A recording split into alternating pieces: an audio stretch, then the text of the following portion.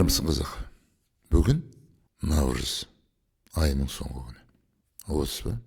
Бүгін 12-ші жаңа заманның ай санауы бойынша апрель айының 12-сі.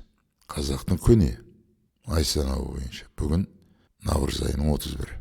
Ертең сәуір айы келеді. Ал қазақ айтады, сәуір болмайды дейді.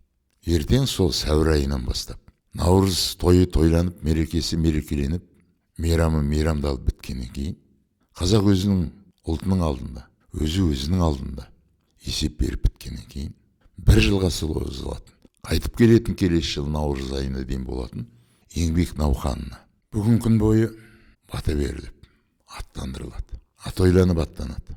Әркім өзінің алдына қойған мақсатын орындау үшін.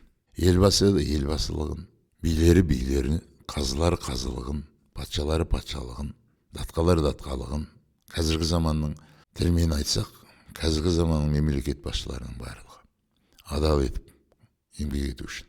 Ал қазақ деген ұлт өзінің қолынан келетін ұлы іспен айналысу үшін ұлы еңбек науқанына аттанады. Бата беріліп аттандырылады. Абыздар, арқаттар, манақтар, көсемдер, даналар, данышпандар бата берген.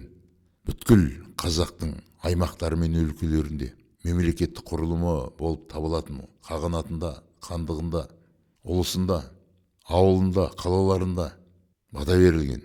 Бүгін ертеңіне қазақ ұлы іспен айналысу үшін ұлы еңбек науқанына аттанған. Науқан құласын қазақ.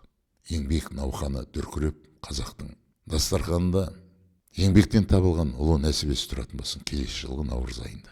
Әркімнің өзінің алдына қойған мақсат орындалып, діттеген жеріне жетіп, қара қазан сарбаланың қамы орындалып, дастарханның төрінде нұқ отыратын жағдайға жетейік. Руханияты да кедей, тұрмысы да кедей қазақ болмасын. Байып тұрайық. Ұлы науқанға